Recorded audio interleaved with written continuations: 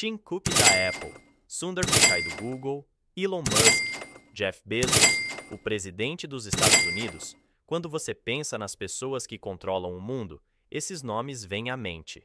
Mas a verdade é que, embora essas pessoas tenham uma influência significativa sobre nossas vidas, 4 empresas secretamente controlam o mundo, e apenas um punhado de pessoas detém poder significativo nessas empresas. São essas pessoas que têm o potencial de mudar sua vida para melhor ou pior, sem que você jamais perceba o que está acontecendo. No total, essas 4 empresas gerenciam quase 24 trilhões de dólares em ativos. Elas têm a maior influência sobre a política monetária dos Estados Unidos e operam com muito pouca supervisão, o que significa que são livres para fazer praticamente o que desejam. E o poder delas não se limita aos Estados Unidos. Essas empresas também possuem uma participação significativa na maioria das empresas europeias listadas na Bolsa de Valores dos Estados Unidos. Você pode pensar que isso é um exagero, como 4 empresas podem controlar tanta riqueza.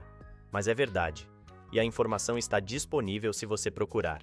Desde as maiores lojas de varejo, como Walmart e Home Depot, até empresas de transporte como GMC e Boeing, empresas farmacêuticas como Pfizer e Johnson & Johnson, e empresas de mídia como Disney, Viacom, News Corp, NBC, CBS, Time Warner e AT&T, elas influenciam o sistema bancário e estão envolvidas em todas as decisões tomadas pelas maiores instituições financeiras, como Bank of America, Goldman Sachs e Citigroup. O Federal Reserve tem membros do conselho que representam essas 4 empresas de investimento. Instituições financeiras globais, como o Fundo Monetário Internacional e o Banco Mundial, são influenciadas fortemente por essas empresas. A maior das 4 empresas, BlackRock, foi fundada em 1988 por Larry Fink. Como as outras 3 empresas, a BlackRock é uma fiduciária, o que significa que uma pessoa confiou a eles o poder de agir em seu melhor interesse financeiro. A BlackRock faz isso principalmente por meio de fundos mútuos, que são coleções de ativos que investem em ações, títulos e outros valores mobiliários, como imóveis. A BlackRock atualmente possui 70 escritórios em 30 países ao redor do mundo e detém 10 trilhões de dólares em ativos. A empresa vale atualmente 20 trilhões, o que é metade do produto interno bruto anual dos Estados Unidos, a medida do valor criado por um país ao produzir bens e serviços. As outras 3 empresas são Vanguard, State Street e Fidelity Investments. A Vanguard administra 7,6 trilhões de dólares em ativos e é a maior emissora mundial de fundos mútuos. No final de 2022, ela possuía 203 fundos nos Estados Unidos e 227 fundos internacionais, servindo seus 50 milhões de investidores. State Street administra 3 trilhões de dólares em ativos de investimento e, juntamente com Vanguard e BlackRock, é uma das 3 empresas proeminentes que dominam a América corporativa. Fidelity Investments administra 4,3 trilhões de dólares em ativos e foi fundada por Edward Johnson em 1946. Essas empresas, embora possam parecer pioneiras da indústria que conseguiram se manter em atividade por tanto tempo, têm um lado obscuro. Elas nos dizem que ajudam pessoas comuns a investir em seu dinheiro, democratizaram o investimento e, muitas vezes, investir com elas pode parecer uma boa ideia, especialmente nos dias de hoje, em que estamos preocupados não apenas em ganhar dinheiro, mas também em ajudar a avançar a sociedade. É aí que entra o investimento ESG, ambiental, social e de governança. Trata-se de investir considerando fatores sociais e ambientais. Todas essas 4 empresas anunciam seu compromisso com o ESG. No entanto, todas essas empresas são tão hipócritas quanto parecem ser. Por exemplo, a Vanguard louva seus próprios investimentos ESG enquanto possui 86 bilhões em empresas de carvão, tornando-se o maior investidor mundial na indústria. A BlackRock é a principal investidora em combustíveis fósseis e desmatamento, lucrando com guerras e fazendo negócios com violadores de direitos humanos. Basta olhar para o acordo da BlackRock com o governo chinês. A empresa se tornou a primeira a ter acesso ao vasto mercado de fundos mútuos da China, seguida pela Fidelity. Isso deixou muitos céticos, se perguntando o que eles prometeram ao presidente Xi Jinping com esse acordo.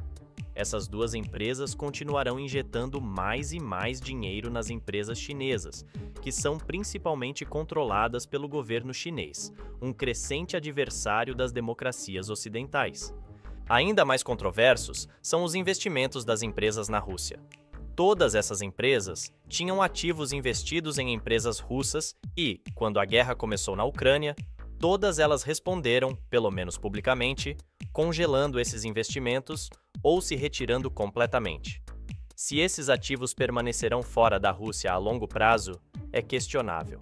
Independentemente disso, anos e anos de investimentos dessas 4 empresas, sem dúvida, ajudaram a financiar a invasão da Ucrânia por Putin, de qualquer maneira que você olhe para isso.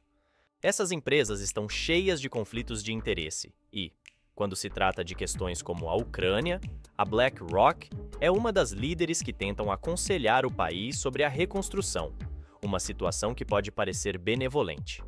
No entanto, na realidade, a BlackRock está simplesmente capitalizando uma guerra que seus fundos ajudaram a financiar para ganhar mais dinheiro. Mais perto de casa, a família Johnson, que fundou e administra a Fidelity, também possui um braço de capital de risco que compete com os investimentos da Fidelity. Isso significa que a família se beneficia enquanto os investidores da Fidelity recebem um negócio ruim. Por exemplo, de 2011 a 2012, a F-Prime Capital, braço de capital de risco da família, investiu $1 milhão na Ultragenyx Pharmaceutical Incorporated, antes de ela ser listada na Bolsa de Valores. Este investimento impediu os fundos mútuos da Fidelity de fazerem o mesmo, porque se o fizessem, estariam violando as leis de valores mobiliários dos EUA. Assim, o fundo de propriedade da família obteve um valor de ações melhor, enquanto os fundos públicos, que investiram na empresa a uma taxa mais alta, foram prejudicados. Essas empresas, que têm um poder imenso e controle em nosso mundo, nos apresentam declarações de relações públicas polidas sobre o que estão fazendo. Mas, na realidade, a situação é muito mais complicada e problemática. Nenhum de seus sucessos teria sido possível sem as várias tecnologias proprietárias desenvolvidas para ajudar em suas estratégias de investimento. O exemplo principal é a tecnologia Aladdin da BlackRock, que começou a tendência de usar tecnologia para minimizar o risco de investimento. Essa ferramenta gerencia 20 trilhões em ativos e prevê o resultado de cada investimento, obtendo informações e dados pessoais de todos que, de uma forma ou de outra, deram seu dinheiro para a BlackRock. Esse tipo de tecnologia é perfeito para investidores, ajudou a reduzir o custo de gerenciamento do investimento, melhorando os retornos. Esse tipo de tecnologia é o que faz empresas como a BlackRock crescerem, dá a elas uma vantagem, permitindo que apliquem suas estratégias de investimento em toda a empresa. Isso permite que os investidores diversifiquem suas carteiras de forma mais eficaz. Tecnologias como essa democratizam o investimento, permitindo que qualquer pessoa, de qualquer nível de riqueza, se beneficie de uma estratégia de investimento sólida. É por isso que mais de 80% de todos os ativos investidos na última década foram para essas 4 empresas. Mas a que custo? E se essas empresas continuarem a revolucionar e aprimorar suas tecnologias e controlar cada vez mais ativos de investidores, qual é o risco de concentração de propriedade? Se BlackRock, Vanguard, Fidelity e State Street continuarem aumentando sua influência sobre as maiores empresas em todos os setores, a competição simplesmente diminuirá. Eles estarão competindo consigo mesmos, o que não é competição alguma. Isso leva a menos escolha para o consumidor e preços mais altos. Podemos ver isso já acontecendo na indústria aérea. Nos últimos 14 anos, as tarifas aéreas aumentaram até 7% porque há menos pressão para competir. BlackRock e Vanguard estão entre os 5 maiores acionistas dos 3 maiores operadores. Mas isso não é apenas sobre as empresas, é sobre as pessoas que as administram e possuem. São essas pessoas que tomam as decisões, puxam as alavancas e detêm tanto poder que você não consegue imaginar. Começando por Larry Fink, fundador, presidente e CEO da BlackRock. Ele começou em um banco de investimento de Nova York, onde subiu para gerenciar o departamento de títulos da empresa. Infelizmente, sua carreira terminou lá quando ele perdeu 100 milhões para o departamento devido a uma previsão incorreta sobre as taxas de juros. Isso o levou a focar sua próxima empreitada na gestão de risco na BlackRock, fundada por ele em 1988. Abigail Johnson, CEO da Fidelity Investments, não criou a empresa que ela lidera desde o início. Ela é neta do fundador da Fidelity, Edward Johnson II. Ela começou como analista e gerente de portfólio na empresa antes de ser promovida a presidente da divisão de gestão de ativos da Fidelity nos anos 2000.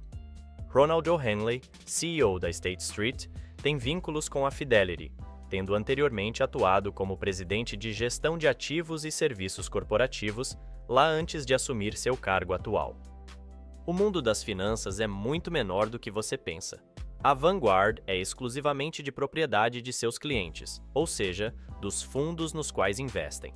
Seu presidente e CEO, Mortimer J. Buckley, começou sua carreira como assistente do fundador da empresa, John Bogle, o cara que basicamente inventou o fundo de índice. Bogle pode não gostar da direção para a qual seu negócio está indo. Ele alertou sobre a concentração de propriedade, dizendo que há muito dinheiro nas mãos de poucos. Certamente, a gestão de ativos tornou Mr. Bogle uma pessoa muito rica. Mas talvez ele veja além disso. Talvez ele entenda o poder que ele e outros como ele têm sobre todos os setores nos quais investem e sobre todos os investidores que confiam neles. Ele pode estar emitindo um aviso para todos nós, mas não é algo que provavelmente possamos fazer alguma coisa, porque essas 4 empresas são simplesmente muito influentes. Nosso sistema financeiro global, destinado a capacitar investidores individuais, empoderou apenas alguns. Enquanto nos distraímos com celebridades nas capas de revistas ou piscando em nossas postagens de mídia social, os líderes dessas empresas estão nos bastidores, puxando as alavancas e decidindo secretamente o futuro financeiro do nosso mundo, gostemos ou não. E a pior delas é a BlackRock.